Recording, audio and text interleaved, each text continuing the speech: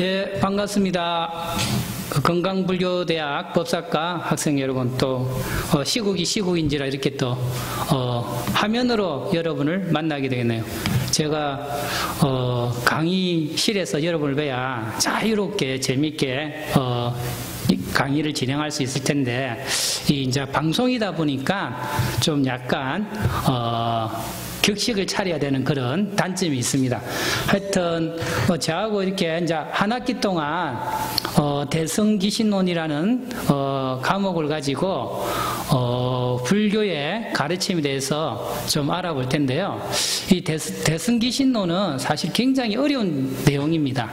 그래서 여러분이 공부를 하셨다 하더라도 이것을 제대로 이해하기는 쉽지 않습니다. 그리고 또 지금 방송이다 보니까 제가 내용이 좀 강의실에서 강의할 때보다 많은 내용이 좀 들어갈 수 있습니다. 그래서 천천히 반복해서 여러분들이 이해할 수 있도록 최선을 다하겠습니다.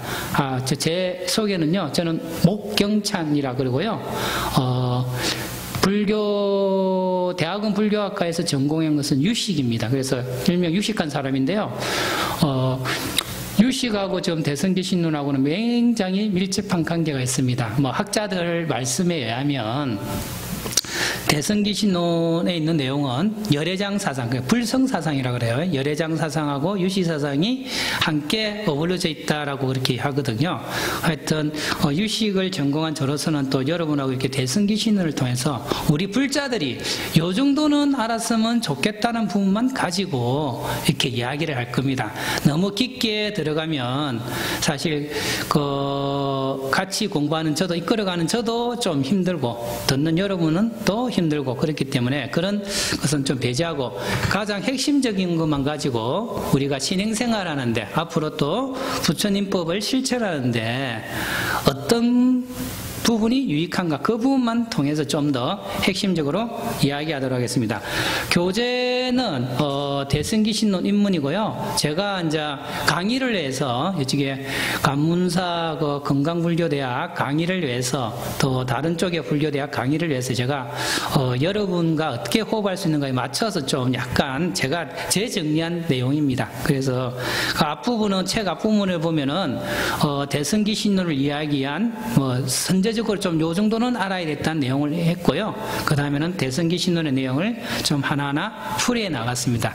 예, 일단 방송이니까 이 정도만 이야기하고요. 바로 본론으로 들어가겠습니다. 다른 재미있는 내용은 직접 이제 대면 수업을 할 때 여러분들한테 말씀드리는 걸로 이렇게 하겠습니다. 페이지 수 18페이지거든요. 18페이지고 뒤에 칠판에 제가 미리 써놨습니다.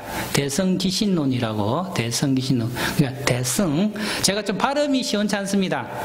그래서 좀 경상도 쪽이라 발음하고 발음이 잘 안 됩니다. 그러니까 여러분이 그걸 좀 이해하시면서 들으시고요.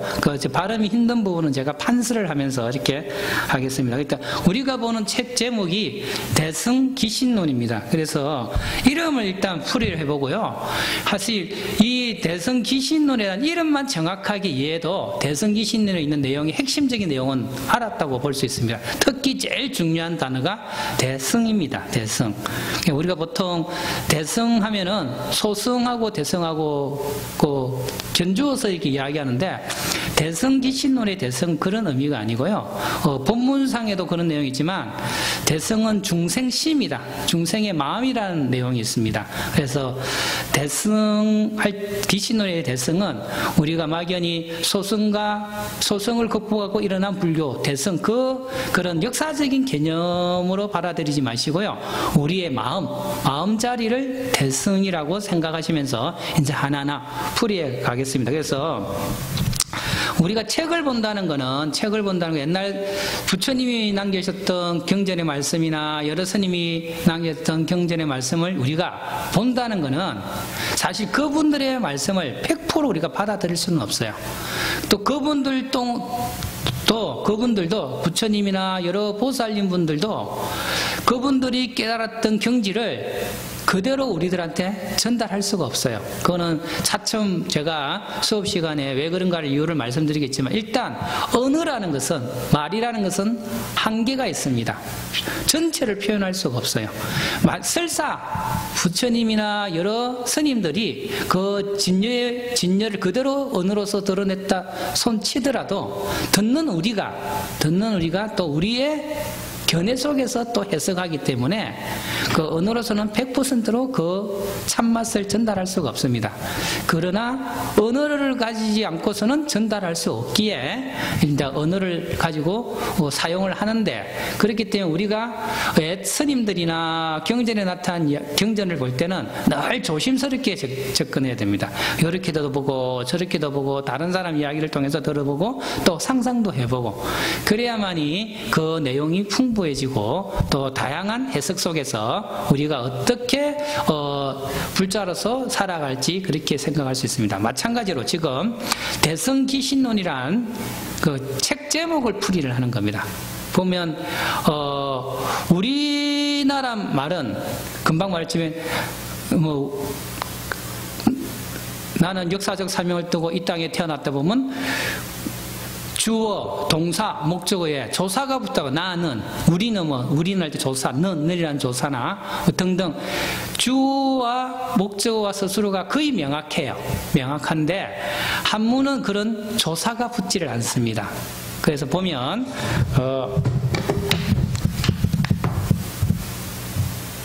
대성기신론이라는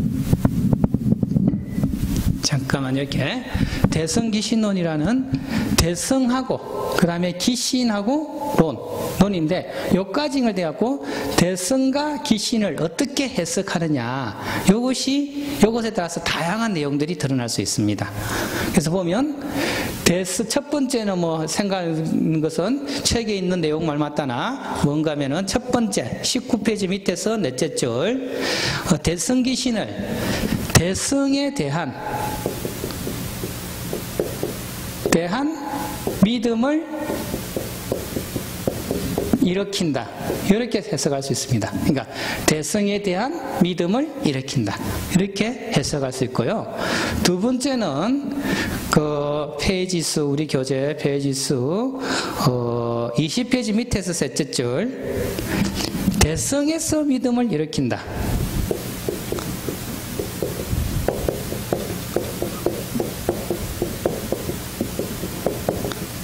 대성에서는 말은 대성의 관점입니다. 그 다음에 세 번째가 중요한데요. 여기 주어가 되는 겁니다. 대성이 믿음을 일으킨다.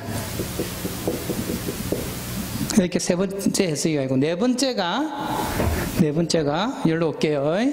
요거는 이쪽으로 오겠습니다. 네 번째가 대성하고 기신에 대한 논이라는 뜻. 요거와 요것을 병렬적으로 해석을 하는 겁니다.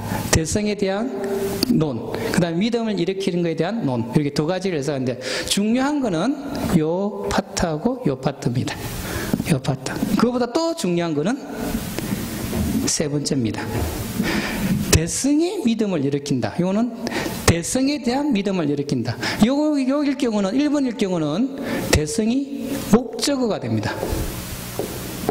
요때는 대성이 주어가 돼요. 이런 차이점이 있습니다. 다시 한번 우리가 지금 대성기신론을 공부하고 있는데 일단 그 책 제목을 통해서 여기서 말하고자 하는 내용이 뭔가를 한번 생각을 해보는 겁니다. 그래서 한문은 이와 같이 단어가 병렬적으로 되어 있어요. 그래서 우리나라 말 같은 경우는 대성의 믿음을 이렇게 조사가 붙어갖고 정확하게 어느 정도 명확하게 문장이 구분이 되는데 한문은 조사가 거의 없어요. 그렇기 때문에 본인이 어떤 사고를 가지냐에 대해서 문장을 해석하는 방법이 달라질 수 있습니다. 지금 1번부터 4번까지의 이런 풀이는 제가 뭐 머리가 좋아서 갑자기 뭐 엉뚱한 생각에서 이렇게 한 게 아니고요. 서성들이 대성기 신론에 대해서 다양한 생각을 이렇게 정리를 해놓은 겁니다. 그래서 그 여러 가지 생각 중에 여러분이 다 이해하려 하지 마시고 요 첫 번째하고 세 번째 정도만 중심으로 이해하시면 됩니다.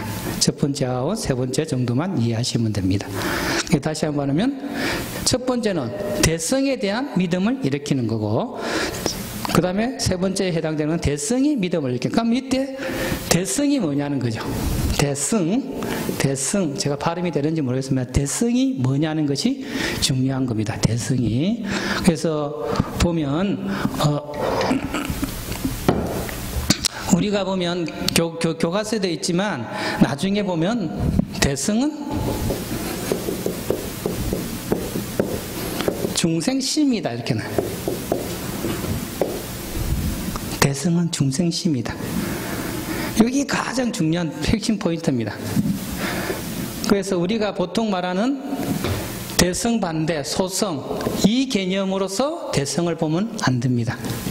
이때 대성은 여러분이 혹시 들으셨는지는 모르겠지만 불성이라는 것도 이꼬로 되고 그 다음에 열애장이라고도 이꼬로 되고 한글로 써드릴게요. 불성, 열애장 그 다음에 진여 하여튼 좋은 내용은 이게 다 연결이 됩니다. 법계. 그래서 공부를 하다 보면 알겠지만 대성기 신론의 대성은 우리가 늘 말하는 우리가 지금 중생으로 살고 있지만 중생 밑바닥에 자리하고 있는 그 근본 순수한 마음 그걸 말하는 겁니다. 그래서 그러니까 말하면 그 불교에서 늘 말하는 게 특히 대승불교에서 말하는 게 모든 중생이 불성을 가지고 있다. 부처님 씨앗을 가지고 있다. 이 부분이거든요. 그러니까 모든 중생이 또 그걸 또 다시 드러난 말로 표현하면 모든 중생이 다 부처님이다. 그죠? 요거는 이런 내용은 어떻게 증명을 한다는 것은 굉장히 논리적인 구조가 복잡해요. 그걸 증명하는 과정이 지금 대승기신론인데 그것이 복잡하기 때문에 일단 스승들은 일단 내 말에 대해서 한번 믿고 접근해봐라. 그런 관점이 강합니다. 믿고 접근해라. 그래서 대성에 대한 믿음을 일으킨다는 게 첫 번째 방법이에요. 그 다음에 대성이 믿음을 일으킨다는 말은 뭔가 하면요. 이거는 나중에 본문 중에도 나오는데 우리 내면에 있는 부처님 성품이 끊임없이 우리들한테 신호를 보내는 겁니다. 어떤 신호를 보내느냐. 네가 끊임없이 망상으로 탐진치 상동계에서 망상으로 분별하면서 이렇게 살아가는데 이왕이면 분별할 값에 네가 분별할 값에 네가 바로 부처다는 생각을 해라. 그겁니다. 그래서 대성이 중생으로 살아가 내 마음속에 있는 근본 그 자리가 그것이 우리로 하여금 믿음을 일으키게 추동한다는 겁니다. 그런 뜻이에요. 여기 나중에 보면 불교에서 유명한 용어 중에 하나 훈섭이라는 용어가 나오는데 그와도 관계가 됩니다. 그래서 대성기신론이란 책은 그 대성기신이라는 이름을 풀이할 때 여러 가지 해석이 있지만 그 중에 중요한 거는 첫 번째 하나는 대성에 대한 믿음을 일으킨다. 또 하나는 대성이 믿음을 일으키게 한다. 근데 자꾸 제가 하면서 대성이라 발음이 되는지 모르겠습니다. 대성. 그래서 대성은 중생심입니다. 그래서 여러분이 다시 한번 생각할 것은 부처님이 열반하시고 여러 스님들이 와갖고 불교가 나눠지면서 자기 중심적인 수행을 하기 때문에 그건 소승이고 나중에 그걸 극복해서 나도 잘 살고 너도 상구불이 하중돼 너도 잘 되고 나도 잘 되는 그런 보살 사상이 드러나면서 일어난 것이 대승불교다.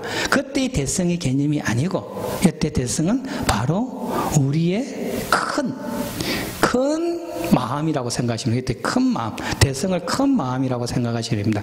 그는 큰 마음이 이 중생의 세계에서 부처님의 세계로 이끌어가는 수레이기 때문에 수레의 성자를 써서 비유로 대승이라고 이렇게 했다는 겁니다. 대강 이렇게 설명을 드리고 그 다음 책을 보면서 책 교재 속에서 하나하나 다시 한번 반복하는 형태로 생각하겠습니다. 다시 한번 정리하면 대승기신론에서 대승기신을 해석하는 방법이 여러 가지가 있는데 그 중에서 두 가지 포인트, 저희 교재에도 네 가지 다 설명을 했지만 중요한 거는 두 가지입니다. 그래서 두 가지를 통해서 대승이라는 의미가 막연히 소승과 반대되는 대승의 개념이 아니고 우리 마음, 그 불성, 열애장, 진여, 법계 요와 관계되는 말이라는 걸 일단 생각을 하시고 다시 교재를 통해서 한번 살펴보도록 하겠습니다. 예, 그러면 제가 다시 앉을게요. 예, 천천히. 예. 혹시 제 말이 또 빠른지는 모르겠습니다. 제가 발음도 안 좋은데다가 말도 빨라서 가끔 저하고 고향이 다른 사람들은 이해가 힘들다고 그래요. 핑계대기는 좋습니다.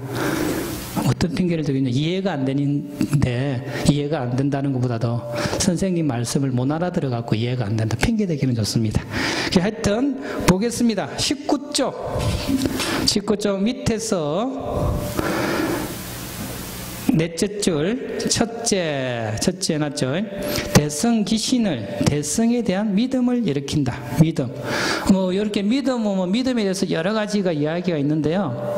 불교에서의 믿음은 불신의 반대인 그런 믿음, 그러니까 믿음이라는 게 그냥 믿음만 강조하는 거, 소위 말하는 다른 종교 때문에 믿음이 좀 약간 부정적인 이미지로 있는데요. 저는 모든 삶의 기본은 믿음이라고 합니다. 종교적인 생활이든 우리 삶의 생활이든 믿음이 가장 중요하다고 봐요. 그것이 저는 긍정적인 마음이라고 봅니다.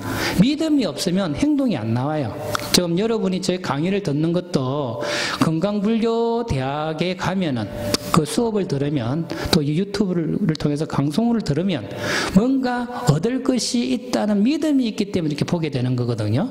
그런 믿음이 없다면 아예 입학도 안 했을 뿐만 아니라 이걸 듣지도 않겠죠. 그죠? 그래서 그만큼 믿음이 중요합니다. 너무 믿음을 맹신으로 보면 안 됩니다. 그래서 가장 중요한 게 믿음인데, 물론 불교에서는 믿음과 더불어 지혜가 있어야 된다는 이야기를 합니다. 일단 이거는 지나가는 말이고요. 첫째, 대승기신을 대승에 대한 믿음을 일으키는 뜻으로 풀이해 봅니다. 이때 예시문은 대성에 대한 믿음을 일으키는 법이 있다는 뜻으로, 이때 예시문은 위에 있죠. 대성의 믿음을 일으키는 법이 있다. 대성의 믿음을 일으키는 법이 있다. 이것을 어떻게 해석하는, 근데 나중에 또 언급하겠지만 불교에서 여러 가지 해석이 가능한 게 법이라는 용어입니다. 법이라는 용어. 이건 또 나중에 나올 때 말씀을 드리겠고요. 그래서 대성에 대한 믿음을 일으키는 뜻으로 풀이할 때 대성의 믿음을 일으키는 법이 있다는 뜻은 대성에 대한 믿음을 일으키는 법이 있다는 뜻으로 이해할 수 있고, 기경계에 또 나중에 본문에 들어가 보면 대성의 바른 믿음을 일으켜, 대성의 바른 믿음을 일으켜라는 문장이 있어요. 그러니까 이러한 내용들이 본문에 있는 내용들을 통해서 볼 때 대성기신론은, 대성기신이란 말은 대성에 대한 믿음을 일으킨다는 뜻으로 이해할 수 있다는 겁니다. 그래서 대성에 대한 바른 믿음을 일으키라고 풀이한다. 여기서 그러니까 믿음의 대상은 대승이라는 거죠. 믿음의 대상은 대승. 그죠? 그렇다면, 자, 20페이지로 넘어옵니다. 그렇다면, 대승기신론에서 말하는 대승은 무엇일까? 대승은. 이 대성은 아까도 말씀드렸다시피 우리가 상식적으로 알고 있는 의미의 대성은 아닙니다. 상식적으로 알고 있는 의미의 대성은 아니고요. 가령 보면 우리가 대성이란 말을 가장 많이 쓰는 단체가 정치단체죠. 요새 보면 뭐가 자기들이 분리할 때는 대성적으로 해결하자 이렇게 하잖아요. 그죠? 그래서 또 뭐 대성적 차원에서 보자는 것처럼 단순하게 전체적인 큰 틀이나 넓은 마음의 의미가 아니고, 또 소성불교가 구분되는 대성, 불교의 대성에서 우리가 느끼는 큰 가르침이란 의미하고도 차이가 있습니다. 그래서 대성에 대한 믿음을 일으키다 할 때 대성 교리에 대한 믿음을 일으키자, 대성 불교에 대한 믿음을 일으키자 이런 개념이 아니고요. 대성이란 것은 차차 이야기했지만 아까 말했듯이 우리 마음입니다. 우리 마음. 우리 마음이 바로 부처님 마음이라는 것을 믿음을 일으키자는 그런 뜻입니다. 그래서 대성기신론에서는 대성은 중생심이다. 여기 가장 핵심적인 대성기신론의 핵심적인 주제예요. 대성은 중생심이다. 라는 핵심 주제를 풀이하는 과정에서 대성이라는 용어를 진여, 법신, 열애장, 법계, 일심 등의 용어와 동일한 의미로 연결되어서 볼 수 있습니다. 그러니까 이런 내용을 볼 때 대성이란 말이 단순하게 우리가 상식적으로 알고 있는 그 대성이 아니라 부처님 마음이에요. 우리가 가지고 있는 부처님 마음. 우리가 가지고 있는 부처님 마음이기 때문에 대성은 중생심이라는 겁니다. 그렇지만 지금 우리가 진짜 진정한 보물이 있는 것을 모르고 엉뚱한 삶에 빠져서 이 모양 이 꼴로 산다는 겁니다. 우리 대한불교 천태종의 그 중심경전인 법화경에 보면 그런 내용들이 많이 넣어져, 그죠? 법화경에 보면 비유품으로 나름대로 자기가 부자의 아들인데 부자의 아들인 줄도 모르고 거지로 행사하다가 결국 나중에 차지한다거나 등등, 그죠? 그러니까 우리가 부처님의 아들이라면 우리 자신이 부처님 씨앗을 가지고 있는데 그것을 모르고 중생처럼 살고 있는 거예요. 그러니까 스님들이나 부처님이 보기에는 너무나 안타까워. 야, 네가 바로 부처님인데 왜 그렇게 중생 모습을 하면서 살고 있느냐 하면서 일단 그것을 설명하기 이전에, 논리적으로 설명하기 전에 네가 바로 부처다는 걸 좀 믿어라. 그 믿어야 뭘 할 거 아닙니까? 믿어야. 아까 나왔지만 여러분이 믿음이 있으니까 이 강의를 보듯이 믿어야 뭐를 할 거 아닙니까? 그러니까 그걸 계속 강조하는 겁니다. 그래서 그런 의미로서 대성에 대한 믿음을 일으킨다. 대성에 대한 믿음을 일으킨다라는 것입니다. 그래서 거기 보면, 그런데 우리가 보면 진여, 법신, 열애장, 법계라는 용어는 우리가 받아들이기 힘들 수도 있어요. 그렇지만 이 대성기신론을 언급한 보살, 만명보살부터 여러 분들이 강조하기 때문에 한번 믿음을 가지고 하나하나 접근을 해보는 겁니다. 그래서 대성기신론은 대성에 대한 믿음을 강조하며 대성에 대한 믿음을 일으킨다고 강조합니다. 그러니까 그렇다면 대성에 대한 믿음은 무엇을 말하는가? 대성에 대한 믿음, 그것은 이제 본문 중에 있는데 대성기신론은 여타의 책과 좀 호용이 안 되는 독특한 용어들이 많이 나와요. 그러니까 우리가 보면 불교 발달사를 보면 그 부처님이 말씀하신 용어를 가지고 여러 스님들이 해석하고 또 거기에서 반대하면 논쟁하면서 또 용어들이 새롭게 생기고 뭐 그렇게 하면서 그 용어들 공통적으로 좀 공유하는 상태에서 많이 언급을 하는데 대성기신론에서 등장하는 용어들은 좀 대성기신론 특유의 용어들이 좀 많이 나옵니다. 그래서 그것 때문에 우리가 공부하기 힘들 수도 있는데 하여튼 믿음의 대상은 대성인데 그 대성을 최상용 이렇게 최대, 상대, 용대로 나누어서 또 설명을 합니다. 그것은 또 어려운 용어니까 일단 넘어가고요. 일단 첫 번째 반복해서 합니다. 대성기신론의 첫 번째 대성기신이란 첫 번째 뜻은 대성에 대한 믿음을 일으킴입니다. 그때 대성은 우리의 마음, 우리 마음에 있는 진여, 법계, 일심에 있는 부처님, 쉽게 말하면 부처님 성품입니다. 부처님 성품. 그 다음에 쭉 넘어가겠습니다. 21페이지에 보면 세 번째가 있죠. 여섯째 줄에. 그러니까 네 가지 대성기신을 해석하는 방법이 여러 가지가 있고 우리 교재에도 한 4개 정도 설명을 해놨지만 핵심적인 것 2가지를 보는 겁니다. 첫 번째는 대성에 대한 믿음을 일으킨다. 그때는 대성은 목적에 해당, 목적격 대상이 되는 거고 그 다음에는 이제 대성이 주가 되는 겁니다. 그래서 여섯 번째 좀 천천히 하겠습니다. 제가 하다 보면 말이 좀 빨라져요.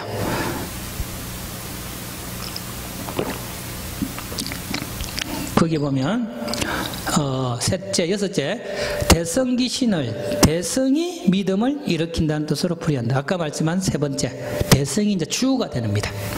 아까 대성은 뭐라고 했죠? 예, 대성은 중생심.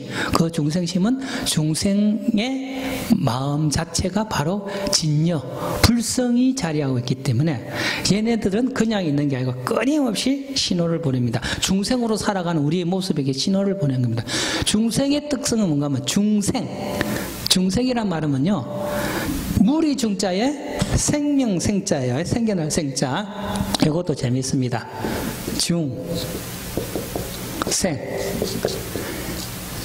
중생을 여러 가지 해석하는데 재미있는 것 중에 하나, 이 수업과 관련해서 말씀드리면 많은 것이 일어난다. 많은 것이 거듭 일어난다는데 뭐가 일어나는가 하면요, 우리의 생각이 끊임없이 일어나는 겁니다. 우리는 온갖 분별을 하면서 살아요.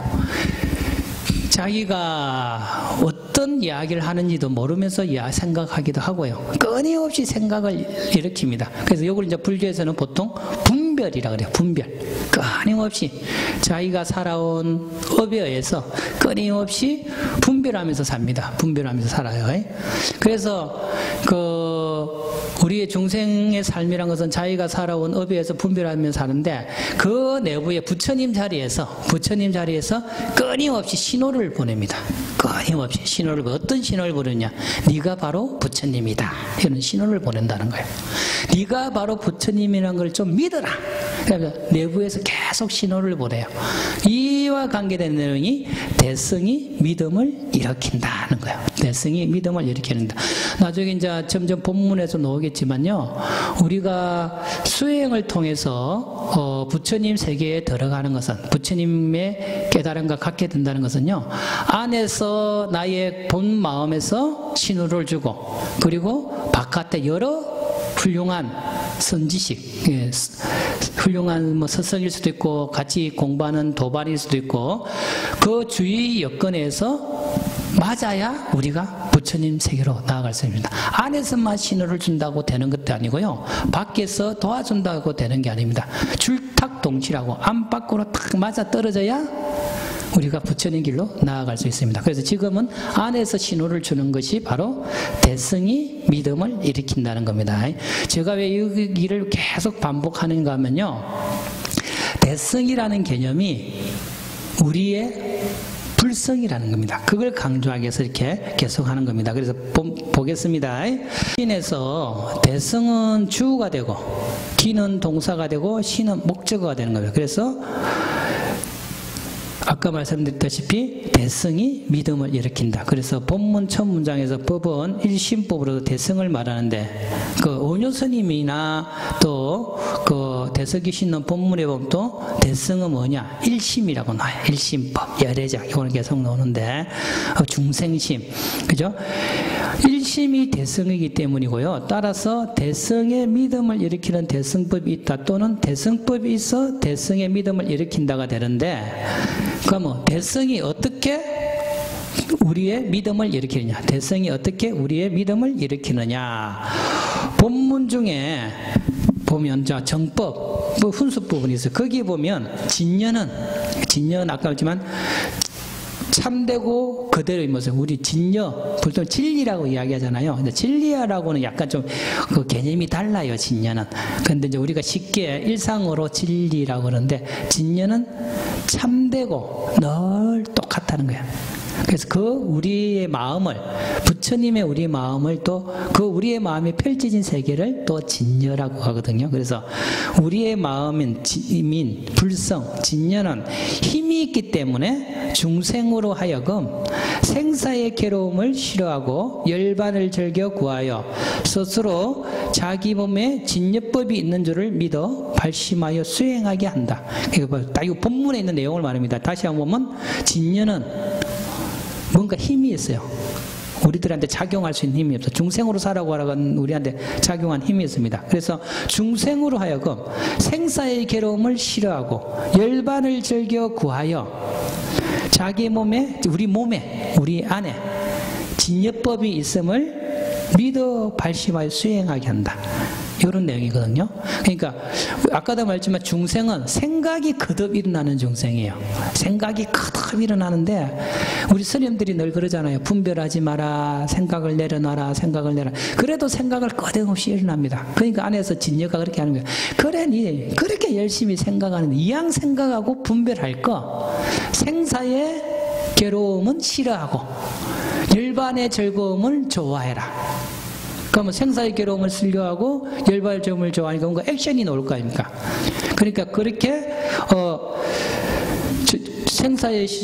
생사의 괴로움은 싫어하고 열반의 즐거움을 구하여 또 그 바탕인 우리 마음 바탕에는 진여법이 있음을 믿고 마음을 일으켜 수행하라.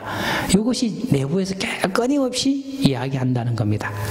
우리가 지금 신행생활을 한다는 거는요, 딱 보면 어떤 계기가 있어서 자기가 신행생활을 할 수도 있고 어느 순간 자기도 모르게 내적인 마음이 일어나서 신행생활을 할 수 있습니다.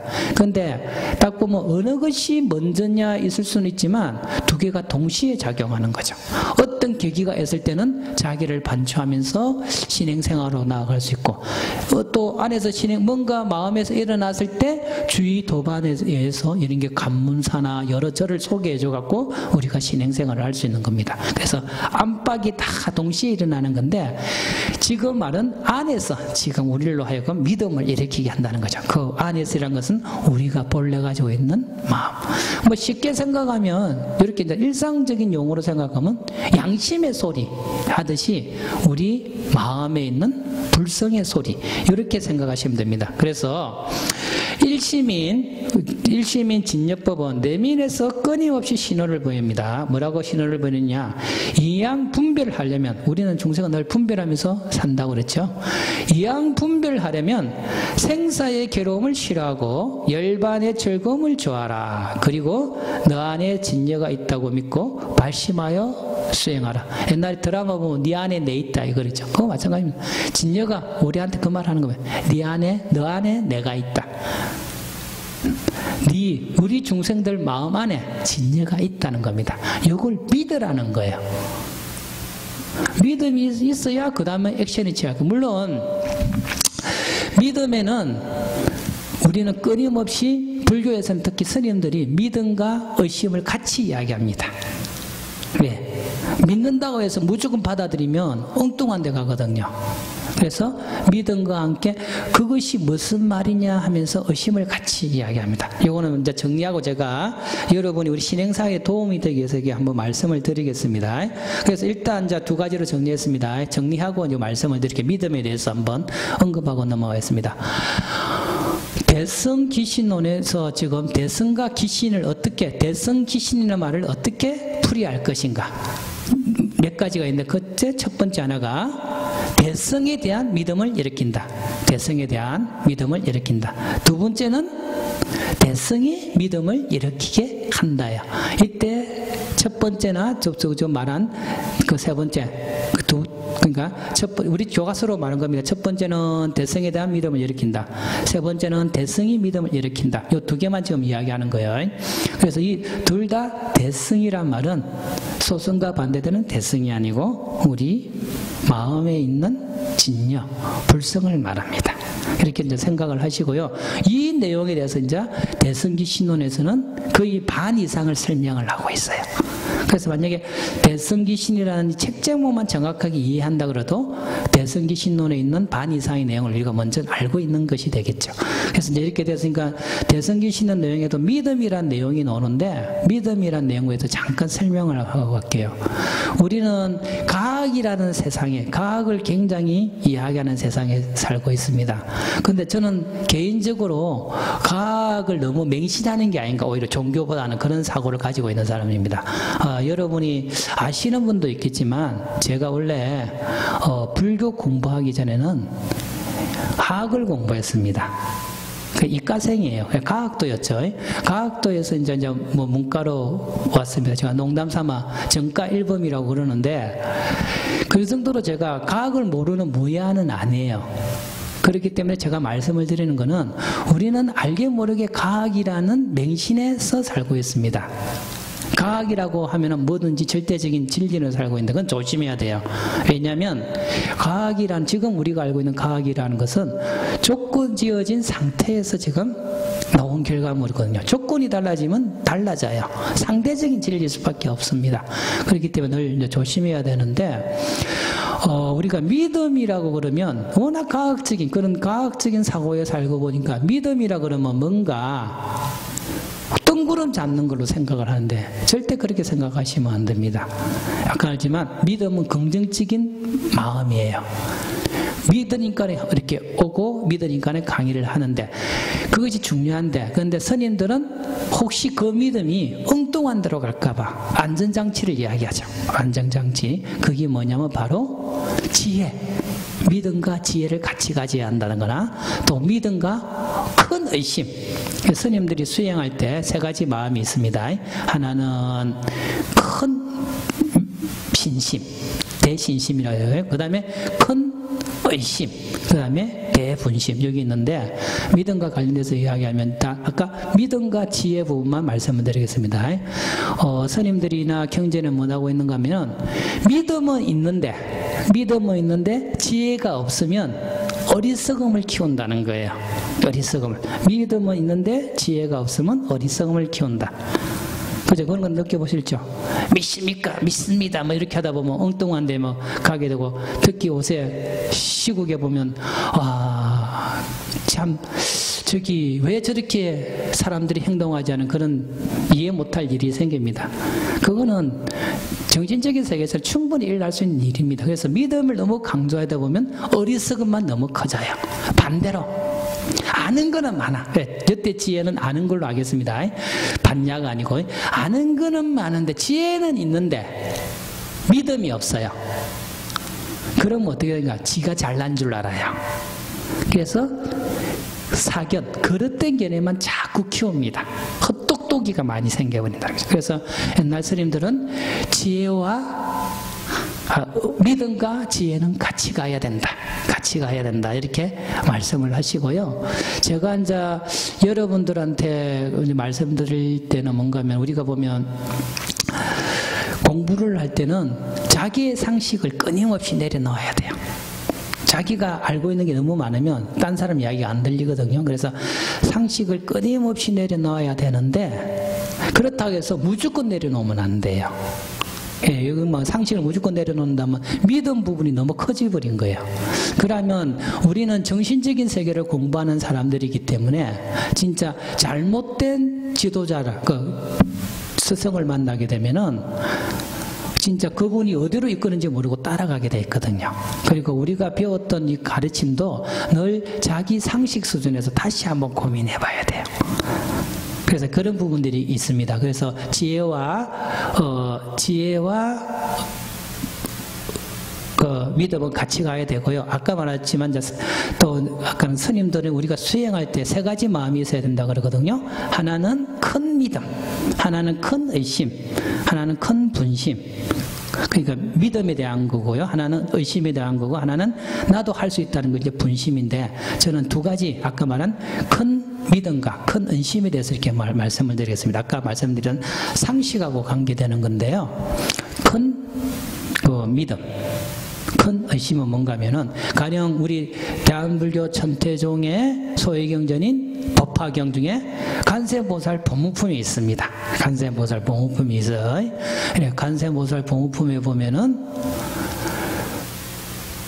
관세음보살님을 생각하면, 관세음보살님을 생각하면은 불에 들어가도 안 타 죽는다고 나와요.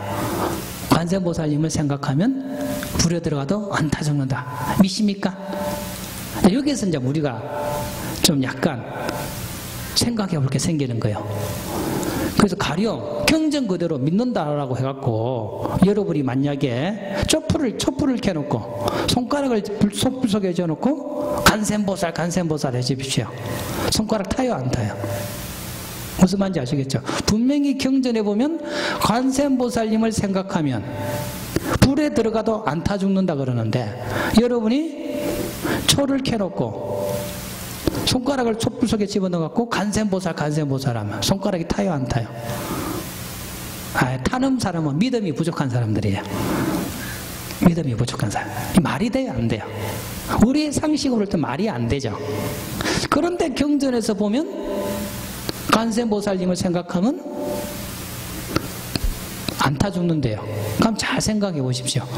믿음은 뭔가 하면 경전에 있는 내용은 분명히 우리한테 가르침을 주구라는 그런 확실한 믿음이에요. 그런데 그 다음에 의심이 뭐냐? 사기 상식, 지금 상식으로 다시 한번 생각해 보는 거예요. 분명히 손가락을 집어넣으면 타는데 왜 경전에는 안 탄다고 했을까? 그게 큰 의심이에요. 믿음을 전제로 한 의심입니다. 무조건 믿습니다 해갖고 불구정에 들어가면 타 죽어요. 그렇지만 우리가 지금 살아가고 있는 현실 기준에서 다시 한번 판단을 해보는 겁니다. 분명히 우리가 상식적으로 생각하면 불에 들어가면 타 죽는데 왜 경전에서는 안 타 죽는다고 했을까? 안 타 죽는. 이걸 꼴똘히 생각하는 거예요. 그러면서 관세음보살님의 가피력을 믿고 끊임없이 관세음보살 이러다 보면 어느 순간에 그 경전 말씀이 그런 뜻이구나 하는 날이 온다는 거죠.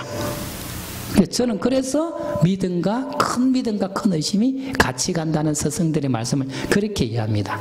그래서 우리가 신행생활을 할 때 믿음이 중요해요. 근데 그 믿음을 맹신으로 안 가기 위해서는 지금 우리가 가지고 있는 상식선에서 다시 반추해 보는 겁니다. 그래서 제가 아까 했지만 자기의 상식을 너무 움켜쥐고 있으면 다른 이야기가 들리지 않고 자기가 가지고 있는 상식을 무조건 내려놓으면 엉뚱한 데로 가버립니다. 그래서 옛날 스님들은 믿음을 제일 중요한 마음으로 생각하지만 그 안전장치를 주기 위해서 지혜라는 이야기를 했고 또 하나는 큰 의심을 이야기했습니다. 가끔 스님들 말씀을 이야기 들어보면요, 진짜 스승에 대한 믿음이 강하기 때문에 갑자기 그 스님이 큰 기침을 하셔도 선생이 왜 저런 기침을 하셨을까? 어떤 가르침이 있는 것은 아닐까? 그렇게 생각했대. 그거는 뭔가 하면은 스승에 대한 믿음이 전제가 되어 있기 때문에 그 스님의 일거수일투족에 가르침이 있다고 생각한 겁니다. 그거는 우리 경전에도 많이 나와요. 여러분이 잘 읽어봤던 금강경, 또 아까 계속 반복되는 법화경이 원래 풀네임, 완전한 이름은 묘법연화경입니다. 묘법연화경인데 그 묘법연화경도 보면 석가모니 부처님이 법을 설할 때 평소와 다른 모습이 나타나요. 석가모니 법을 설할 때, 그러니까 묘법연화경도 보면 석가모님이 뭐 있는데 갑자기 다른 모습이 서강이 비치고 온갖 좋은 기운들이 있어요. 그랬더만은 어느 보살님이 이것이 왜 이럴까? 그러니까 문수보살님인가요? 문수보살님이 옛날에 또 이런 모습이 있을 때는 석가모니 부처님이 옛날 부처님이 법화경을 설했는데 지금도 법화경을 설할 것 같다, 이렇게 이야기를 해요. 그러니까 평소와 다른 모습이 있을 때는 왜 그럴까가 나올 수 있는 이유는 믿음이 전제가 되어 있다는 겁니다. 그래서 믿음이라는 것은 모든 일을 추동낼 수 있는 굉장한 힘입니다. 그래서 대성지신 할 때 대성에 대한 믿음을 일으킨다, 대성이 믿음을 일으키게 한다. 대성에 대한 믿음을 일으키든 대성이 믿음을 일으키게 하든 믿음의 대상은 뭐냐? 한마디 말하면 네가 바로 부처님이라는 겁니다. 우리가 바로 부처님이라는 겁니다. 그 말이 대성기신론에 있는 내용으로 말하면 대성이 중생심이다 이거예요. 요거는 지금 우리가 증명할 수 있는, 끄집어내 볼 수 있는 부분도 아니죠. 그걸 증명하려면 긴 논리가 있고 그 이야기를 해도 니도 모르고 나도 모르고 그런 상태이기 때문에 일단 한번 믿고 나 따라와봐 이거예요. 나를 믿고 한번 따라와봐. 그래봤지만 나를 믿고 한번 따라와봐 할 때 조심해야 될 건 뭐죠? 무조건 따라가기는 힘들다. 근데 저는 개인적으로 그런 생각도 합니다. 어떤 생각을 하는가 하면은 진짜 빠른 거는 진짜 제가 전생에 많은 복을 쌓아갖고 훌륭한 스승을 만났다 그러면 그 스승이 뭐라 하더라도 그걸 따라가면은 제일 빠르다고 생각합니다. 그런데 제가 전생에 살아온 업이 좀 적은지 그런 인연은 좀 없었거든요. 그래서 늘 조심해서 지금 돌달리를 건너는 심정으로 하나하나 합니다. 예, 지금 거의 한 40분 넘게 이야기했는데 한 내용이 뭔가 하면 대성기 신론 책에 대한 풀입니다. 풀이고요. 시간이 좀 남았었기 때문에 22페이지 대성기 신론의 저자와 역자에 대해서만 간단하게 말씀을 드리겠습니다. 대성기 신론이라는 책은요, 또 학자들 사이에서는 여러 가지 이야기가 있습니다. 인도에서 찬술되었다고 주장하는 학자가 있는 반면 아니다, 중국에서 찬술되었다라는 주장도 있고, 지금 대성기 신론의 저자가 만명보살이에요. 만명보살인데 만명보살이 어느 시대 만명보살이냐, 동명이인의 만명보살이 많거든요.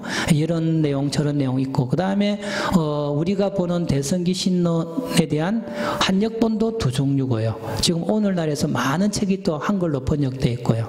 그래, 학자들은 굉장히 깊게 이런 내용 저런 내용을 공부를 합니다. 그렇지만 저는 그거는 학자분들한테 맡기고, 우리들은 뭔가 하면은 그 책이 어디서 왔니 그거에 대한 고민보다는 스님들이, 저는 대성경전이든 모든 경전에 대해서 접하는 제 마음은 그렇습니다. 옛부터 많은 스승들이 그것을 중심으로 우리한테 가르침을 펼쳤다 그러면 그 가르침의 포인트를 맞추고 우리가 접근하는 게 더 시간적으로 우리가 영양가 있는 삶이 아닌가 생각이 됩니다. 그래서 일단 이제 보면 대성기 신론의 저자는 마명보살입니다. 22페이지 보면 대성기 신론의 저자 마명보살인데, 이분이 어느 시대 사람, 지금 알려진 마명보살은 어느 시대 사람인가 하면요, 인도 사람으로서 2세기 분이에요. 2세기 마명보살. 그런데 대성불교의 초창기입니다. 그런데 왜 대성기 신론에서 학자들이 의문을 가지는가 하면은, 이 대성불교가 인도 땅에서 대성불교가 일단은 초창기에 어떻게 이렇게 모든 대성경전에 대성의 사상을 압축한 내용이 나올 수 있겠느냐. 아마 이때 그 대성기 신론의 저자는 마명보살은 2세기에 계셨던 마명보살이 아니고 후대에 등장한 마명보살이 아니겠느냐라고 주장을 하는 거죠.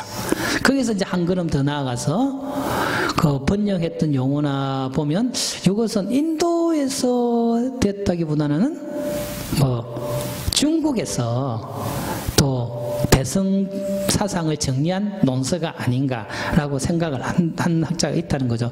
하여튼 마명보살이 많습니다. 마명이란 내용은 그게 보면 또 약간 좀 조미료도 치야 되니까 책에 보면 왜 마명이라고 했느냐, 마명보살 22페이지 보면 제일 밑에 보면 마명이라고 이름 지은 이유는 보살이 태어났을 때 말이 감동해서 울었다. 그래서 말맞자에 울음 명자에서 마명이라 했다는 설이 있고, 그 다음에 보살이 검은고를 잘 탔는데 말이 듣고 슬피 울었다 해서 말이 울어대서 말맞자에 또 울음 명자 마명. 또 월지국은 뭔가 하면 중국 저 서쪽으로 하면 서역이 있어요. 그래서 서역 걸쳐 있는 나라가 월지국이에요.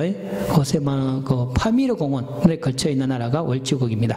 월지국의 왕이 말 7필을 일주일 동안 굶긴 후 말들에게 먹이를 주었으나 보살의 법문을, 마명보살입니다. 마명보살의 법문을 듣느라 먹지 않고 눈물을 흘렸다는 설정 등등등. 그래서 말맞자의 울음명자에서 마명보살입니다. 이런 전해지는 이야기가 있는데, 그런데 마명보살이 과연 누구냐? 이거는 아직 미스터리라는 이야기를 여러분이 알고 계시고요. 그 다음에 대성기 신론이 일단 중국에 전해지고, 그 다음에 우리나라까지 전해져서 많은 대표적인 역자가 뭔가 하면요, 그거 보면 아까도 말했던 23페이지 밑에 보면 양나라 때 진제 3장, 진제 스님이 번역한 거고요, 당나라 때 실차나타 3장 스님이 번역한 겁니다. 3장이란 우리 서유기에 보면 삼장법사 나오죠. 그죠? 삼장법사는요, 여러분 다 아시기로 간단하게 말씀하면 경장, 율장, 논장. 경율론을 3장이라 하거든요. 경은 뭔가 하면 부처님의 가르침을 중심으로 편집한 것을 경장이라 그러고요. 율장은 스님들이 지켜야 될 계율에 대한 것을 모아놓은 것이 율장이고요. 경장과 율장에 대해서 부처님 제자나 그 후대 스님들이 미주알, 고주알, 풀이한 거를 논장이라 그래요.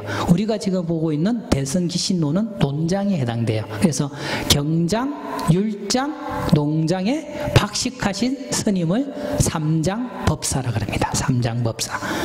그래서 삼장법사는 한 사람만 있는 게 아니고 여러 분이 있겠죠. 그래서 진제 스님도 삼장에 대해서 능통하셨고, 실자란타 스님도 삼장에 능통하셨고, 여러분이 아는 수오지, 손오옥에 나오는, 서유기죠. 서유기에 나오는 삼장법사는 당나라 때 현장 스님을 모델로 했습니다. 그래서 현장 스님도 경장, 율장, 논장, 삼장에 박식하신 분이었기 때문에 삼장법사라 그럽니다.